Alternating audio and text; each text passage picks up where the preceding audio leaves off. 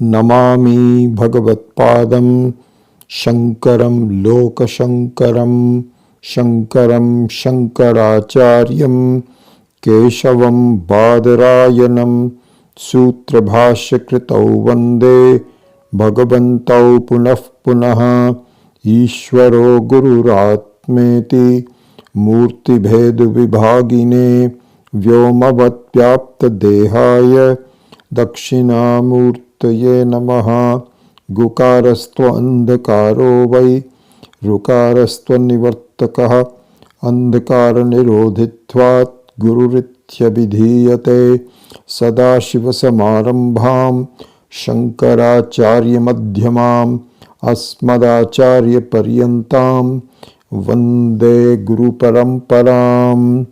Om Sahana Vavatu Sahanau Bhunaktu Sahaviryam Karavavahai Tejasvinavadhitamastu ma vidvishavahai.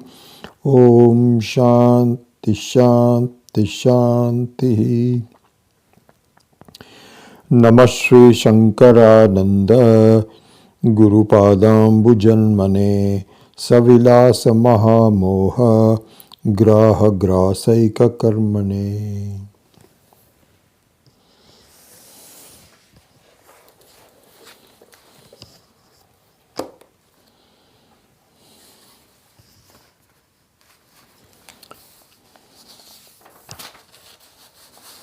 So in doing Ananda Mimamsa, we saw in the last class how there are stages of Ananda.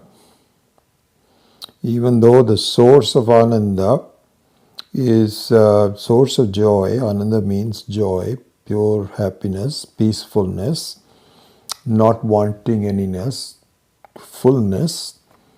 So even that source is unchanging, which is the Atma, which is the Paramatma. But the expression of that Ananda has stages. Very much like we saw in what is given in the Taittiriya Upanishad, Priyam, Moda, Pramoda, and then Ananda. And so Priyam here is the cessation of dukkha. We saw the example of if your young one has you have not seen the young one for a while, and so you feel something missing. But when a daughter or a son from far away comes, then there is a cessation of dukkha. So this is how we obtain the first stage of the Ananda. Okay, and even before that, the very name of this 14th chapter is Vidyananda. And Vidyananda means, as we know, just repeating myself, an Ananda Vritti. So Ananda Vritti means that the very thought of Ananda creates Ananda. And if the mind is not focused on it, there is no Ananda. We saw the beautiful example that even if you are eating a rasagulla, but your mind is someplace else, you don't enjoy the rasagulla. Even though your taste buds are being satisfied and it's a dessert, something that you like. And conversely, that's even a better example. Sometimes just the very thought of the rasagulla or ice cream in the Western world can make your mouth water, even though you haven't really eaten it. Anyway, so the Vritti Jnanam is akin to Vidyananda. So that is the topic of this verse, of this chapter. So within that, there are 4 stages that we are going to very quickly look into as the content of the 14th chapter. The first stage is Premaha. So Premaha means that the very cessation of dukkha is the first stage. So a few verses that talk about the initial stage of the recognition, you cannot even say recognition, a cognition. A cognition of, you can even say recognition because it has happened before. So the only thing that has not happened is we cannot say recognition of the self. That has never happened. But one can say that because of my previous experiences, I can recognize that if I meet someone who I am loving, who is very dear to me, for the first time after a long time, then the previous experience is a guideline to exactly what is going to happen. So there you can say it is a recognition, not just a cognition. Anyway, that's just a side point. So the first point is a cognition of something that gives you sukham. So here, now that is the drishtanta, that is the example. Now the dashtanta, what is exemplified, is given in the verse in number 5 of the 14th chapter, which is a very, very famous verse, really. It is a very often quoted verse, as I mentioned before, from Brihadaranyaka Upanishad. Atmanam chet vijaniyat ayam asmiti purushaha kimichan kasya kamaya shariram anusanjvaret. This is the verse. So here we were seeing that if you were to know the Atma, so here knowing the Atma means I need to distinguish myself from things that I take myself to be, but they are really not me. Okay, so this is what is called Tvampada Shodhana. Tvampada Shodhana means purification, cleaning up, washing it from the impurities. The impurities are doubts and so on, but to analyze it purely without any defects, defectless understanding is called Shodhanam. So here it is, the first part is Tvampada Shodhanam. And then comes Tatpada Shodhanam. So we will see both of them today. First the Tvampada Shodhanam and then the Tatpada Shodhanam. So Tvampada means the Shodhanam, purification, a dissection of you as a person. And the other one is that as the person. And we will see where the that, what the that means is. But let's go to the first one, which is Tvampada Shodhanam. So here the Tvampada Shodhanam means that if somebody were to say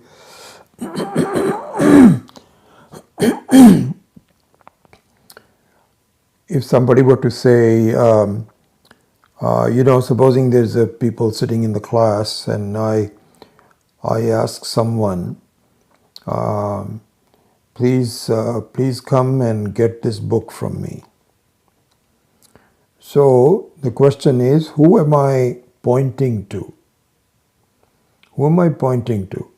So generally speaking, you point out to the name. John, if there's only one person called John in the class, then you say, John, can you please come and receive this book from me? So here the question is, who is John?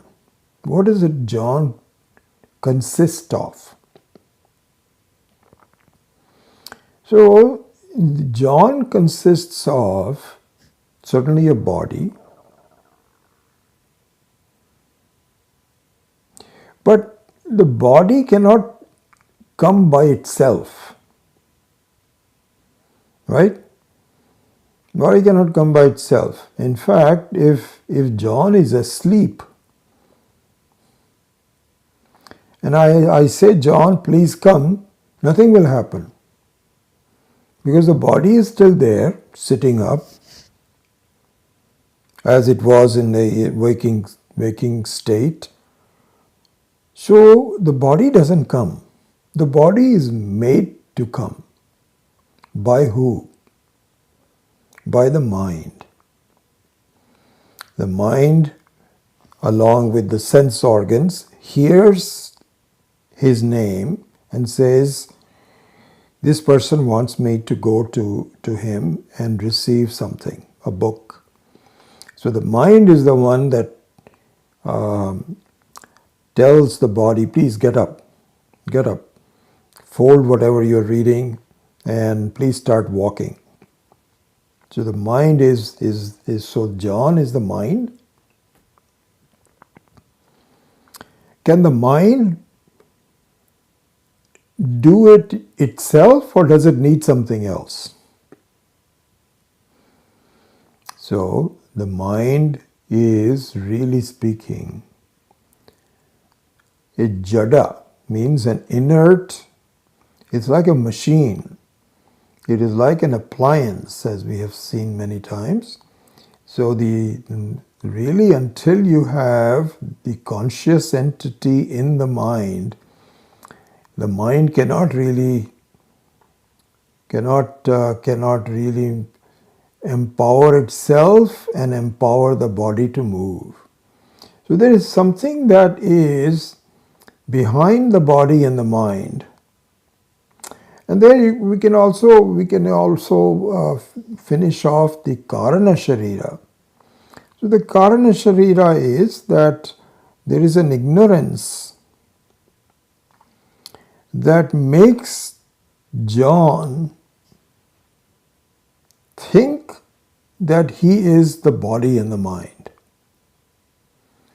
Really speaking, if you were to talk to the real John, the essence of John, which is conscious, the conscious John, the conscious John cannot come because the consciousness is everywhere.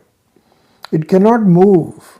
It is like space. Space cannot move. You can say room space, you can say, a car space, you can say the car, please move. So the car space moves with it, but the space itself cannot move because it is nowhere it is not. So the really essence of John is cannot come. But because John thinks that he is the mind and the body, that is the Karana Sharira. That is a connection. It's an erroneous connection. An erroneous connection between the reality of John and the body. But nevertheless, that's what creates the Vyavahara. That's what creates, I also call John to come. And if John also, sits there and he says, I cannot come, I'm already there, then we cannot communicate with each other. So he has to think that he is the body. I also am calling the body and the mind. But there is something which is behind the body and the mind, as well as the Karana Sharira, the causal body, which is the essence of John. So this is what would be called Tvampada Shodhanam. This is the purification.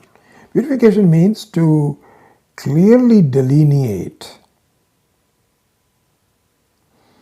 what is imposed and what is the reality about it. So this is what we have to do. If we do this, then there is something wonderful that happens. And so if here is not easy to do, and in fact Swami Maheshananda ji in his commentary makes that point, that this word chait, which means if. So the meaning of this verse is Atmanam chet vijaniyat. So here he says that in case, if the person knows that I am nothing but the Purushaha, which is Purushaha means Purushaha, which is means the conscious entity which cannot move. If I know that I am the very conscious entity, which is Paramatma, which is Jivatma, which is the same Atma, and it is like space and I cannot move, I'm already there. If the person knows that, if a person recognizes that, cognizes that. So here the word if means not easy. In case that happens, that means generally it doesn't happen, which is our experience in our life. Generally we do not cognize the self as being separate from the others, but if we do, and so here it is pointed out that there's an example given that it has to be done very carefully, very slowly, and with great focus. What has to be done slowly and with great focus? The extraction of the Atma from the distinguishing mark of the body and the mind. And so this is the hint that is already given by the word if that happens. So an example given here is that, I don't know, this is more of a village thing. So there is apparently a plant that has a very long stem, and inside the stem there is a very fine thread inside the stem, enclosed in it, very long one, and I think it's called sarkanda, if my memory serves me right. It's called sarkanda. So there is some very valuable thread that comes out of it, and that I'm not quite sure, but it is used for religious purposes. And the way it has to be done is that you have to go to the thread itself and slowly pull it out. First of all, you have to extract it from the covering. Secondly, you have to do it slowly, because if it is not done slowly, what happens is it breaks. So you have to find something else, because that one is now no longer useful. It has to be a full sarkanda. And so now you have to find something else, and this time you have to do it very slowly. Similarly is our sadhana. So what the sadhana has to be done is that I have to persist in it and be very patient. It is not a matter of something that can be done overnight. Why? Because your own doubts obstruct it. And so you have to, when other doubts occur, you'll say, not now. I'm just thinking about this. And here also it is said, here he says that in the second paragraph of this, he says, Gaudapadacharya also has cautioned that when you do this kind of a meditation on the extraction of the Atma from its bodies, because you get so relaxed, you tend to go to sleep. So he says, Gaudapadacharya ने सावधान किया है कि लये संबोधयेत चित्तम, कि साधना निद्रा में ना जाए, पदार्थ शोधन को करने लग जाए, means that do not go to sleep. I mean, you can, but the sleep is not very useful because the whole extraction process gets interrupted. So be aware of the fact that you are sleepy, and then you have to sort of wake up and then go back again. And supposing your mind is not really into this extraction, then also you have to bring it back. As soon as you bring it back, you have a tendency to go to sleep. So you have to avoid these two extremes. One is what is called vikshipta, and the other one is laya. Laya means sleep, vikshipta means it is just fluttering around. And so this kind of a sadhana has to be done very slowly. If you were to do that, then what happens is, and this is what the rest of the verses will now teach. So this is a progressive. If you were to do this, you go on to the second part of this line. So we've already done Atma Chet Vijaniyat, which means that if the Atma can be extracted. Extracted meaning the mind must be able to cognize the conscious Atma as being clearly separate from its thoughts. Then kimichan kasya kamaya shariram anusvanjaret. Then it means you will not trouble yourself because you have no other desire necessary to really go after. Kimichan means desiring what? And desiring how? Kamaya. There's no other desire left. You've already discovered the very source of the Ananda. It's like, again, going back to the Drishtanta, that if once you have been pining to get to see your own child after a long, long time, then once she or he comes, there's nothing else that you need to do.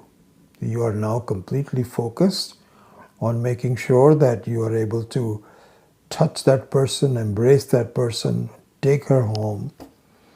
Nothing else that is necessary.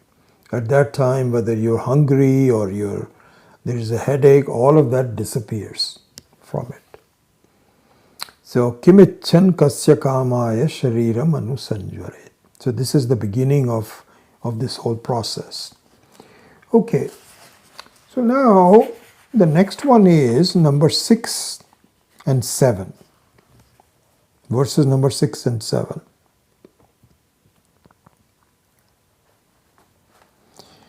Now he says,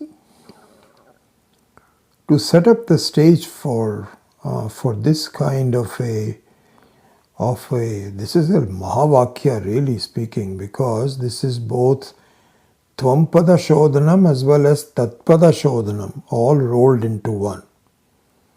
Okay, so but each one of them has to be looked at separately.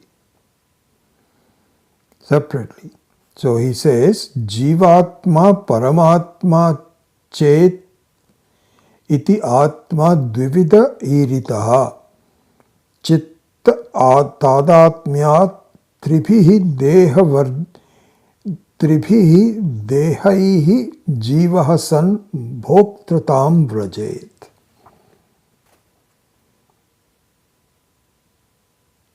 Okay, so he says that this kind of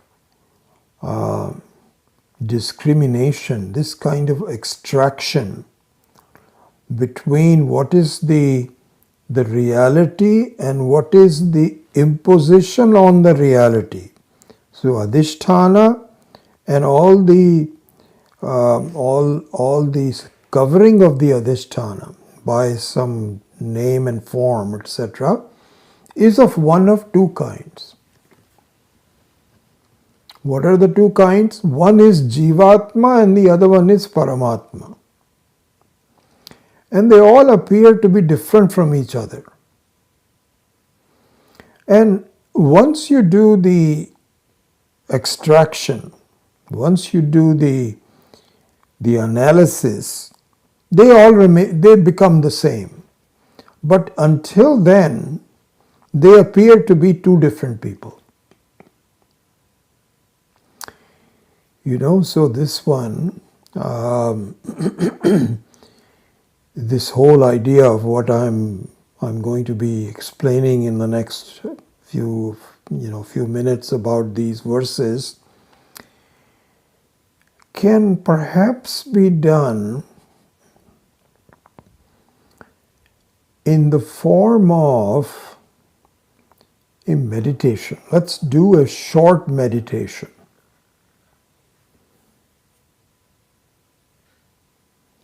And something that you can really practice. Okay, so this is the meditation. So that will encompass both the things, that Jivatma and Paramatma. So let's do this.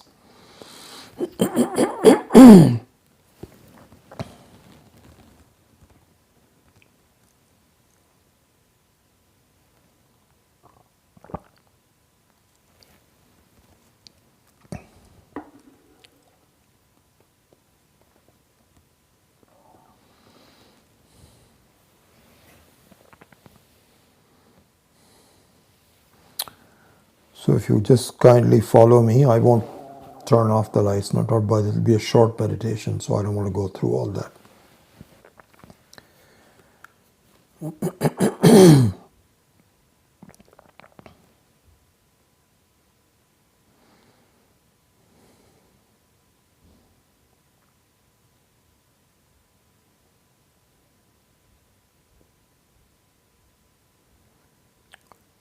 This is a meditation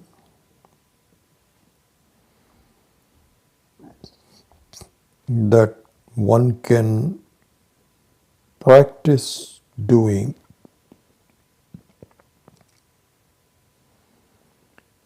immediately after getting up from sleep.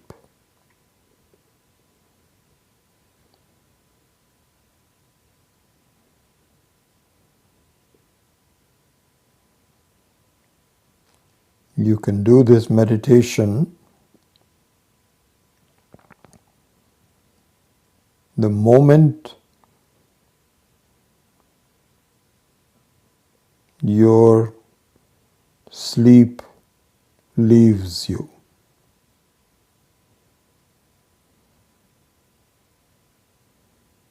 You may be lying down with your eyes closed.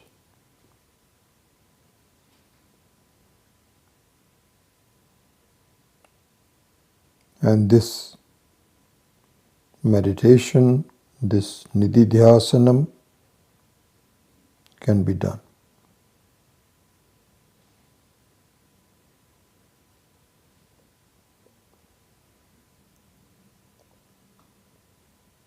As soon as you wake up,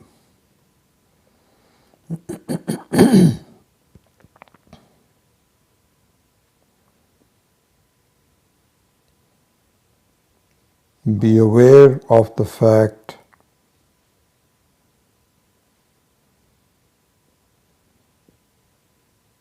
that you are a conscious being.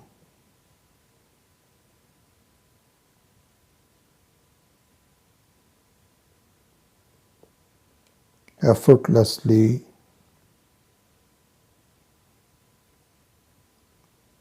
you are conscious of things. You are the very nature of the conscious being. It is not as though you are summoning it from some place, importing it from some place. Be aware, be knowledgeable, be focused on the fact that you are a conscious being. That's it. Very first one.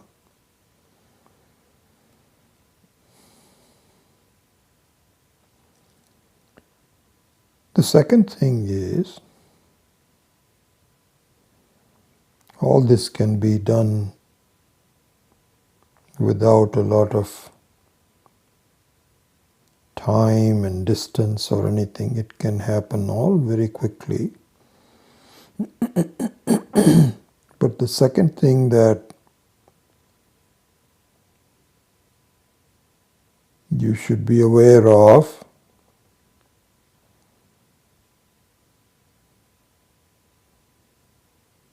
is that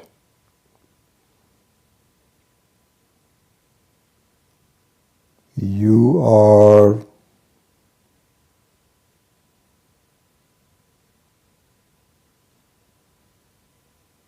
the body-mind complex.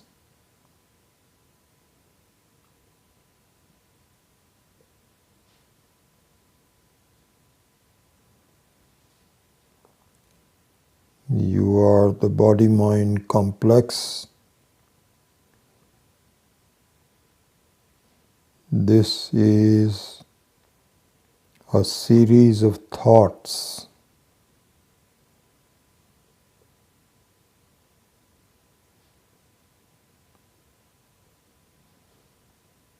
I am lying down.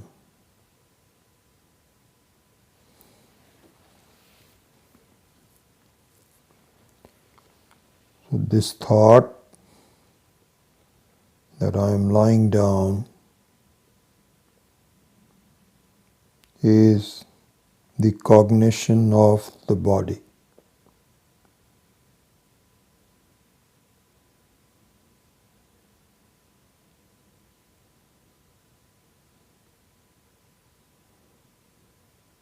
I am lying on the bed with my head on the pillow.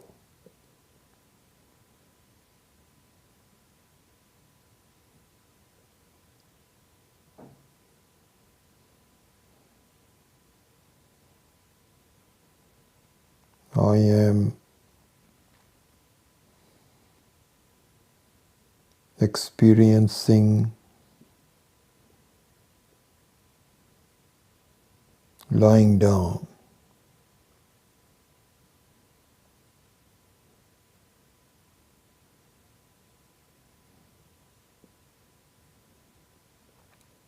I am nice and warm under the blanket.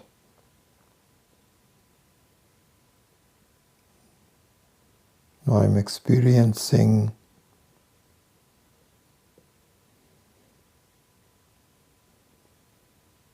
warmth.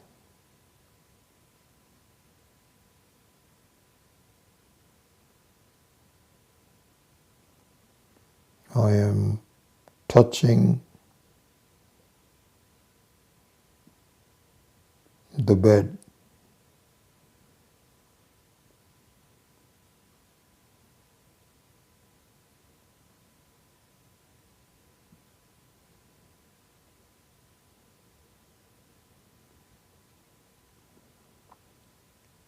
This is the second set of things that I am aware of. The first set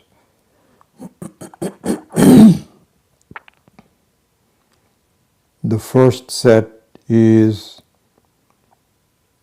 I am an awareful being.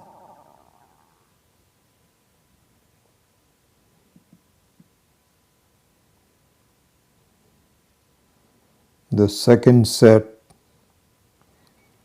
is I am experiencing.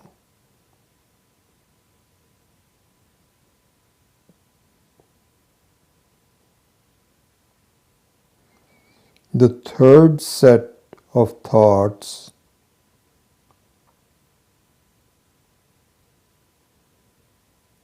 is what I am experiencing.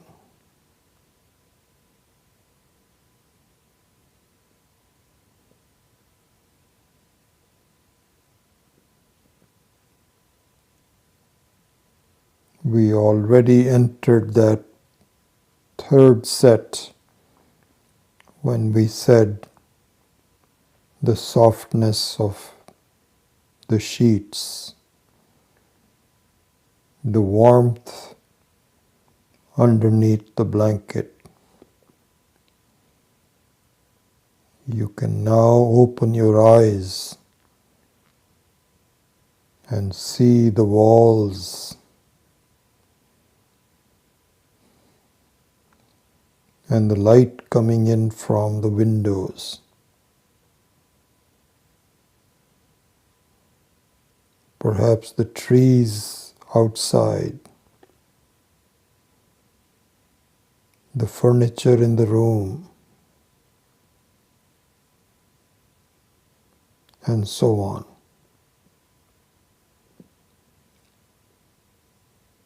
This is the third set of thoughts. Once again, the three sets are I am an awareful being. The second set of thoughts, the second class of thoughts is I am an experiencer.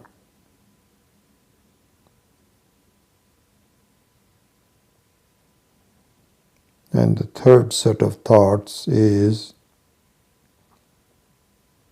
I am experiencing these objects.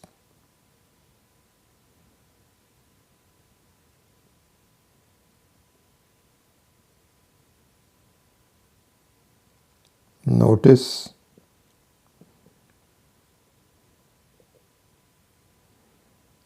that both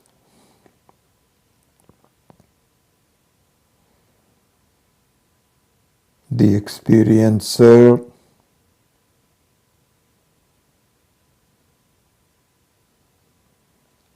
and the experienced I am aware of.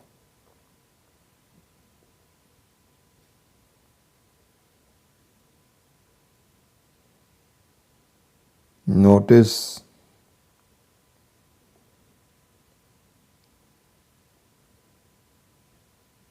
you cannot be an experiencer unless and until you are aware of being an experiencer.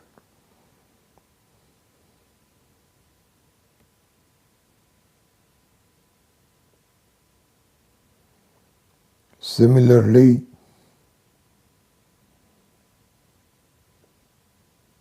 you cannot cognize what you are experiencing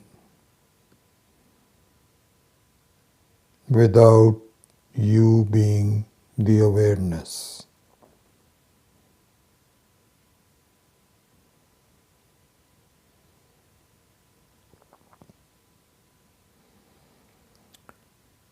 This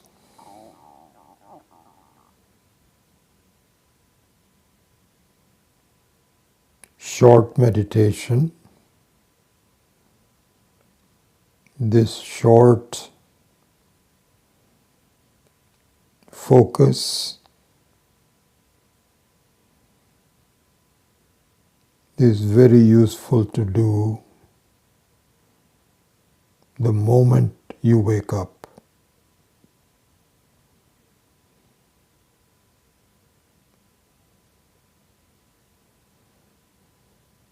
Do this as often as you can.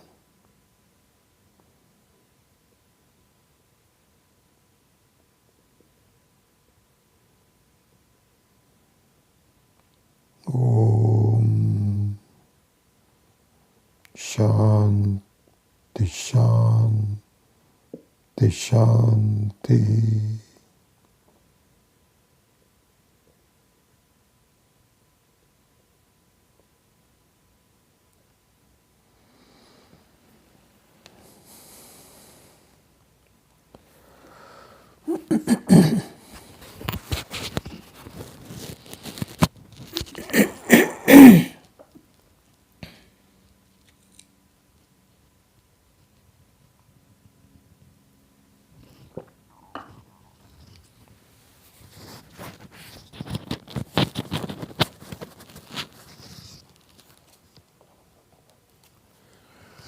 So these two train of thoughts,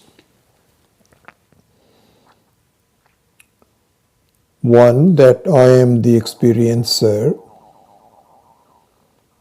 and I am also experiencing some things, is also termed in these verses as bhokta and bhogya. Bhokta means the experiencer and bhogya means the experienced. So both are set up by the creation, by Ishvara. Both are designed by the Ishvara. And both need to be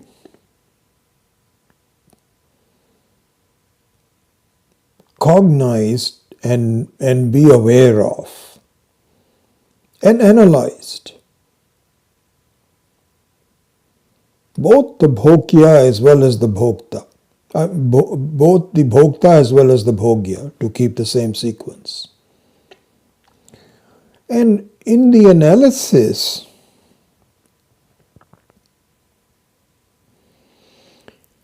the experiencer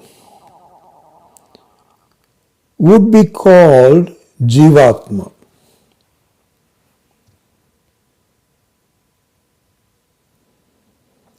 And the experienced would be called Paramatma.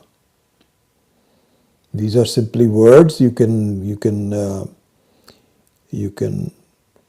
impart different contextual meaning to it, but in the analysis of this Vedantic Ananda, this would be a good start.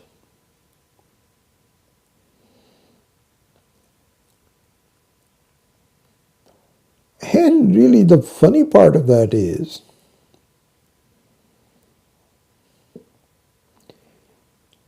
that my body-mind complex serves as a confusing both.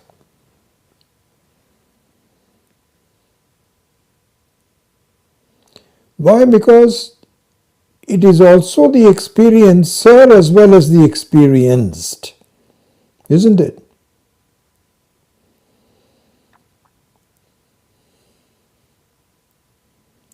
See, I am always a Sakshi. The Atma is always a Sakshi, and there is no confusion about that.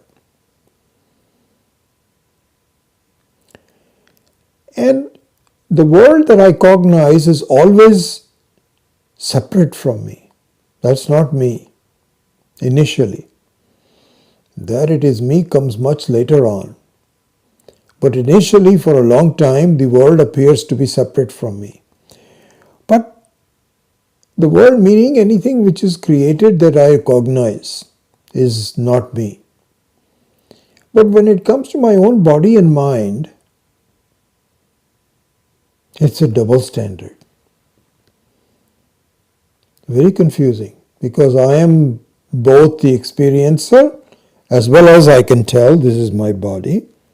I can tell, I can pinch myself and it pains me if I pinch hard enough. I can experience it.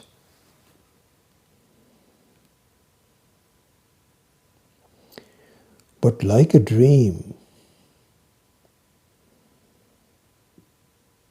this is the final analysis, which is the most important analysis that I can do, which is that like in a dream, both myself as the dreamer as well as the dreamt is nothing but me alone. At a certain stage they are different, their vyavahara is different, their transactional ability is different. One is bhogya and the other one is bhokta. That is what creation is.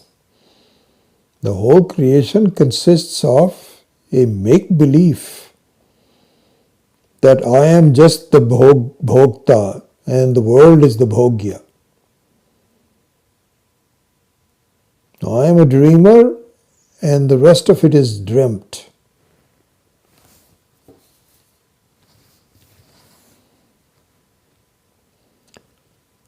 But the whole waking up process takes it to another level. You see, this is the thing to see. Vyavaharika sat, the transactional truth, is where there is both a bhokta as well as a bhogya. But if you do the extraction and the analysis, you find that there is a higher level of truth, which is paramarthika sat, where I am both the bhokta as well as bhogya. And how that process of analysis is what consists of these verses.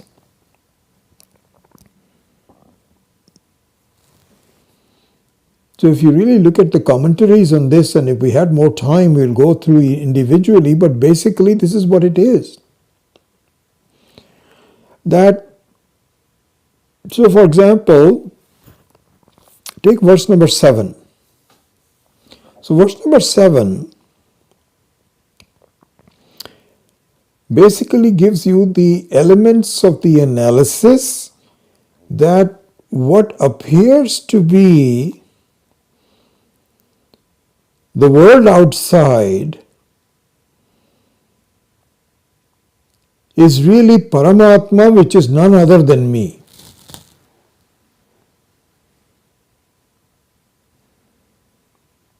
And how is that? Because the so-called world outside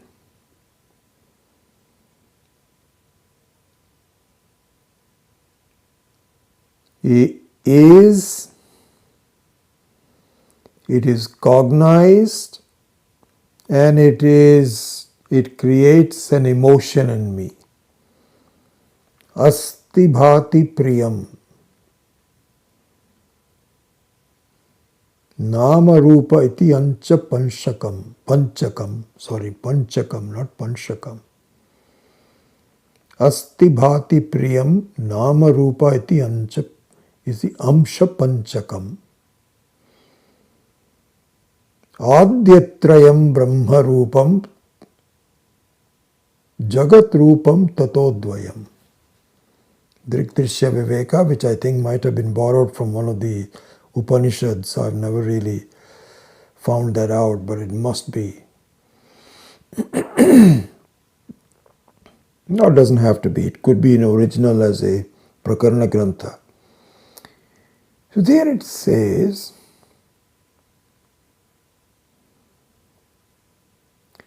that what appears to be outside, so-called outside meaning, tables and walls and people and emotions and history and everything, the whole shebang.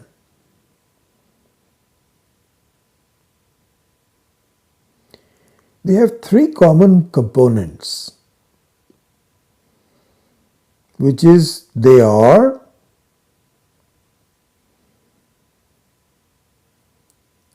require cognition, awareness, and they evoke different emotions,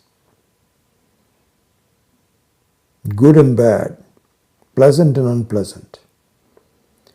But whether they are pleasant and unpleasant, they are. The unpleasant also is. The pleasant also is.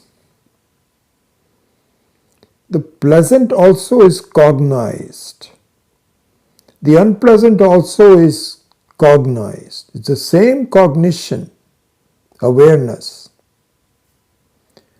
So the question is, where is the locus of asti bhati priyam?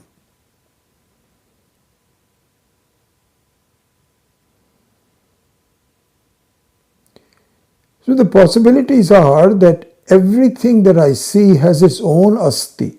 It is there.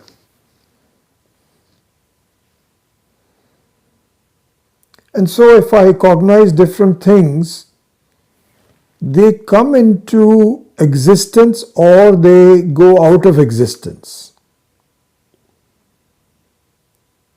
So if I'm looking at the table is existing. And then if I look someplace else, the table's existence goes. So it appears to me that the existence is belonging to the objects. The object has a property of being existing.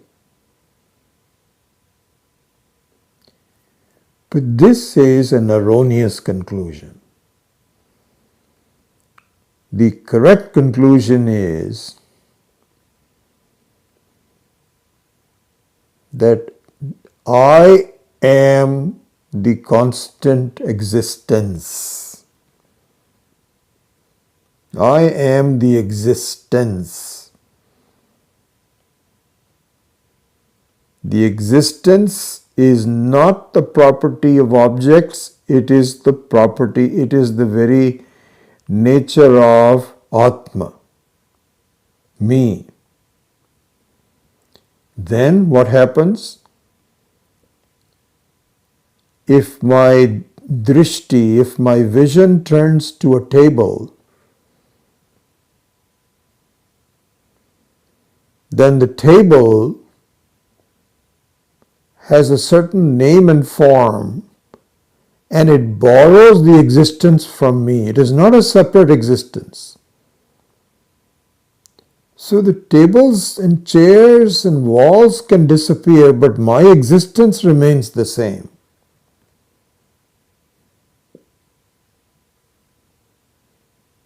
So the existence, the asti bhati priyam, is Brahma Rupam, Atma Rupam. But the name and form simply borrow the existence and make it look like it is real. This is the trick. This I have to see. This is exactly what happens in the dream. That when I'm in the dream, then both the dreamer and the dreamt, they both borrow that existence from the Atma, the waker. Even the waker is the Atma. This dreamt is also everything is nothing but Brahman alone. And that is really non-separate from me, non-separate from Paramatma. So therefore, the so-called outside things is nothing but an appearance of outside. Like from the standpoint of a room space, the space outside the room, is that different from the space inside the room? You can say in one sense it is, because if you're talking about the upadhi meaning from a contextual standpoint, you can say, yes, the outside space is different from the inside space. So from a Vyavaharika standpoint, you can say that. But from a Paramarthika standpoint, from the standpoint of reality, from the standpoint of its identification, you cannot say that the outside space is different from the inside space. There is no inside space, there is no outside space, it's only space. So similarly, the Astibhati Priyam, the isness, the very presence, Satyam Jnanam Anantam, Jnanam Satyam. It's not as though this belongs to you, the Jivatma. And it doesn't belong to the Paramatma. It doesn't belong to anything, it just is.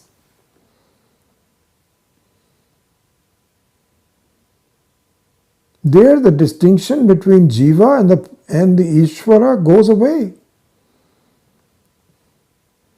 So the Jiva and the Ishvara is only from the standpoint of room space and outside space.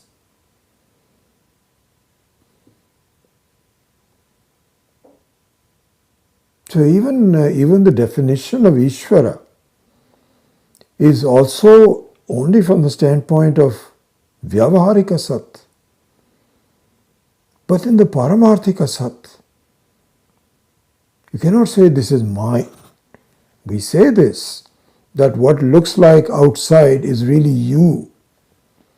So one way may think erroneously that, and this is where the mind stops working. How can the outside be me? I'm only here at this point, located parichinnaha, deshataha parichinnaha, kalataha parichinnaha. From the standpoint of time, I am very limited. From the standpoint of space, I am limited. From the standpoint of vastu, I am limited. I am only one person, I am not the other people.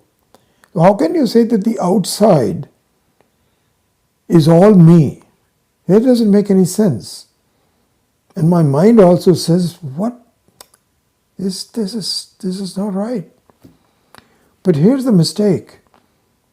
When you say it is outside and it is really inside, don't take it upon a parichinnaha jiva, but aparichinnaha jiva, non-limited jiva, which is nothing but, you cannot say that, yes, you can say that even from a logic, from a normal, rational, that's the word I was looking for, from a rational standpoint, of course nobody would say that the outside space is enclosed in the inside room space.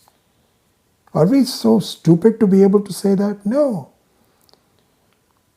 We say that the outside and the inside is just an imposition that the reality does not have.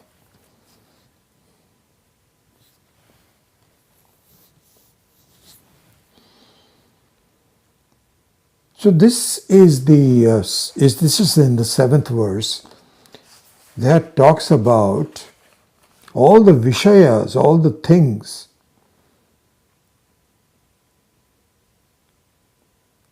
as being non-real, unreal. The reality is nothing but yourself. And if and when you recognize this fact, if you really think about it, then it says, what happens to your desire? What happens to your aspirations? They disappear because you have accomplished our only desires and misgivings about myself is because I think of myself as being small and limited, and I don't like that. I want to be somewhat bigger and more accomplished, and it's like a room space that doesn't like itself to be, it's getting old, it's the same old room. I want to be something bigger. But if it were to recognize that, my gosh, I'm as big as it comes, I am the very space, then where is the desire? There's nothing left to be done. You're already kritakrityaha. You're already finished. That is the sense of this verse. Kimichan kasya kamaya shariram anusvanjaret. And so in these verses it says that really we trouble ourselves because we take ourselves to be one of the bodies. So because the moment you take yourself to be the body, that means all the troubles and requirements of the body are superimposed upon you.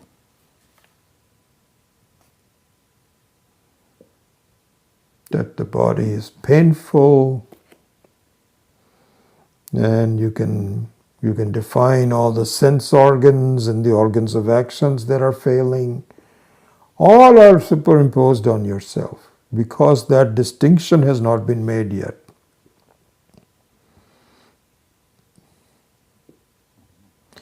And also then there are similar diseases of the mind, much more so than that of the body. Really speaking, if we analyze our life and where dukkha comes from, a very small part of that comes from the body, most of that comes from the mind. I'm depressed, I am anxious, I am sorry that these things happen, I'm fearful of the future. So variety of different mental stages that trouble me. And all because I think that whatever happens to the mind is what happens to me. I'm not able to draw a distinction between this just happens by itself. I'm unaffected by that. That requires more thinking, more analysis, but that is true.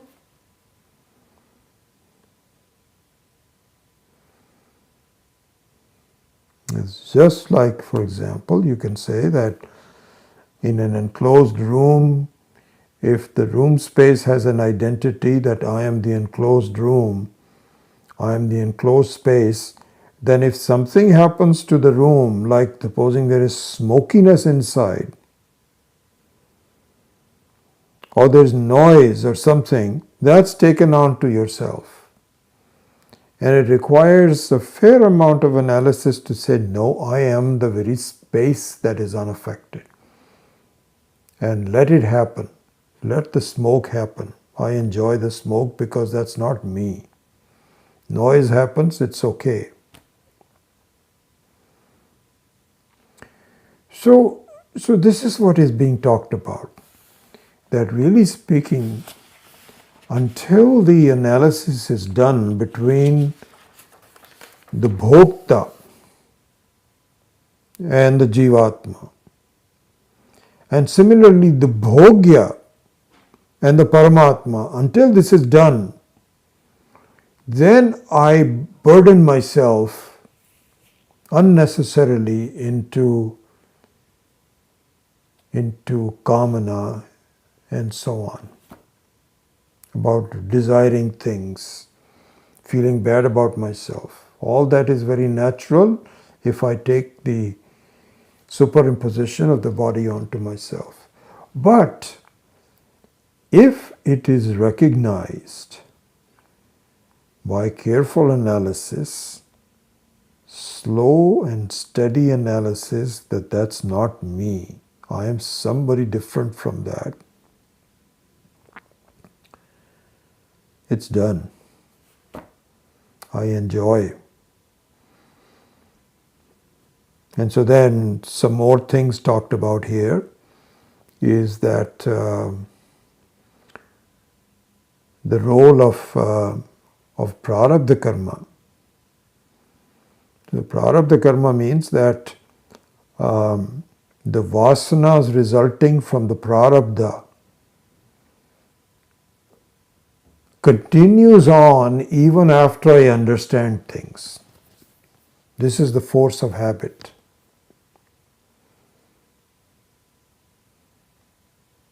If on a given morning you get up and you are able to see that really I am not the bhokta, I am lighting up my status as a bhokta, and I can see that clearly. That doesn't mean that clarity of your thinking will always come when you wake up in the morning. There you will wake up in the morning sometimes where it's confusing. Who am I? What am I doing? Hey, you just did the analysis yesterday and you are able to reach up to a certain point. What about that? It's lost. It's not lost, but the prarabdha, the very vega, the very, what's that word in English? The very momentum of what has happened, I've repeated so many times. It'll take a while for the smoke from that to clear. The fog of that will to clear. So, and it is said as an experience, if you look at all of the Mahatmas, it's not as though their bodies don't give them trouble. It's not as though their minds also do not give them some trouble. They do. But they are able to distinguish that this is something which just happens to be coming on top of me and it has no reality. Let me bear it for a while because it's going to go away. This was the Sri Krishna's teaching to the Gita. That listen, do not be worried about Shitoshna Dukkhadaha Agamapaino Nitya Anityaha Tam Tatikshasva Bharata. These things will come and go, but you don't abandon the very reality of that you are.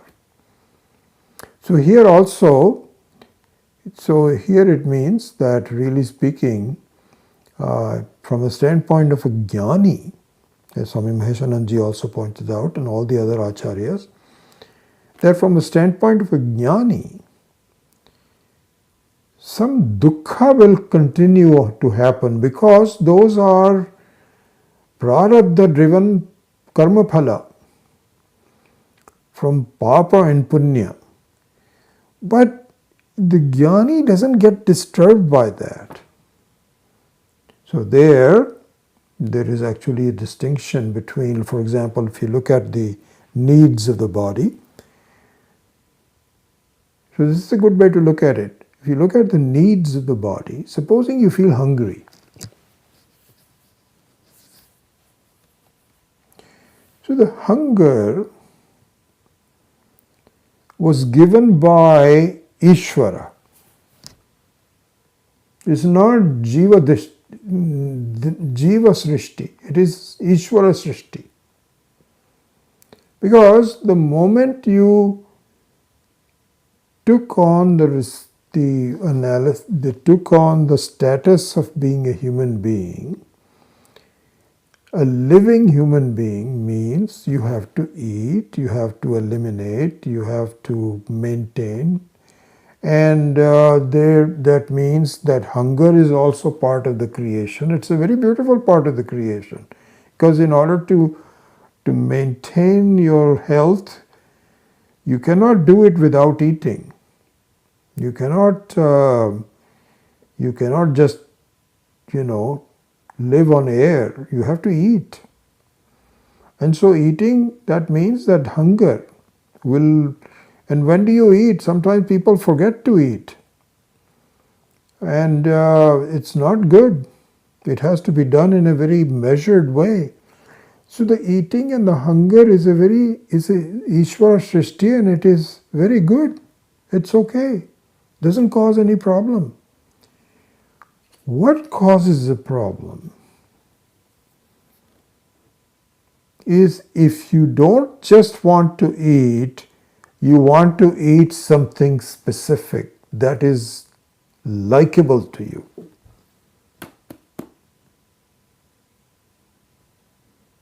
That is Jiva Srishti. That is not Ishvara Srishti. Ishvara Srishti is Prarabdha Karma.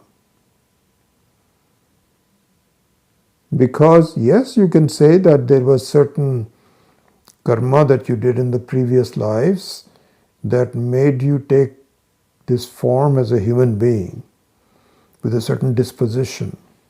Some diseases and all of that is part of that. But then you can, if you are reasonably healthy, you can just eat normal food and be okay with it. But that's not enough for us. I want a particular kind of food, and if I don't get it, I am unhappy. So this is the mental vasanas which create a problem. So what a jnani does is not as though the jnani does not get hungry. He does. Mahatmas will also be hungry. But what we will then not need is a particular kind of food. Just simple rice and dal or whatever they are used to. If they are from Bengal, then they will eat some fish. If they are from South India, they would like dosas and idlis. If you are from Punjab, then you want some parathas. All that is very natural and it's okay. But if you say that, no, we haven't had Chinese food for the last 1 week, let's go drive to such a place, and you go there and the place is closed, then you feel bad about it. That is the issue. So in summary, he says that we can close off this class by just rereading this one sentence, and now you can see the essence of it. He says,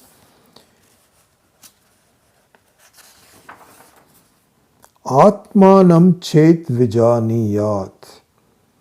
If you were to be able to distinguish the Atma, Ayam asmi iti Purushaha, that I am this Purushaha, which is the very essence of this is kind of like space. If you were to recognize, why would you trouble yourself because of the imposition of the three bodies that you are having?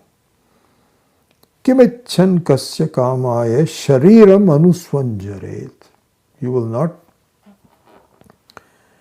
not unnecessarily trouble yourself. And so that is the objective of what we need to do.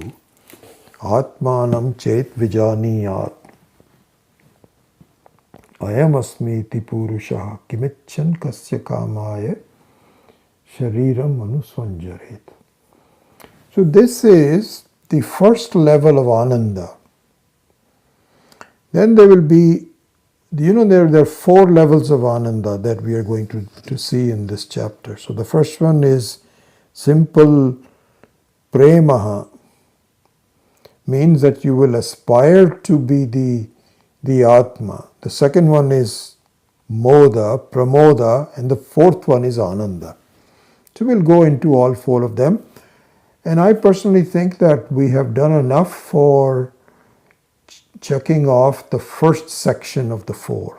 I think we haven't finished all the details, but for all intents and purposes, the first one is now done. And now I believe it's verse number 19. We'll switch over to number 19 and look at the second section of the Ananda in the 14th chapter. So with that, let me close the class. Om Asato Ma Satkamaya Tamaso Ma Jyotirgamaya Mrityor Ma Mritam Gamaya Om.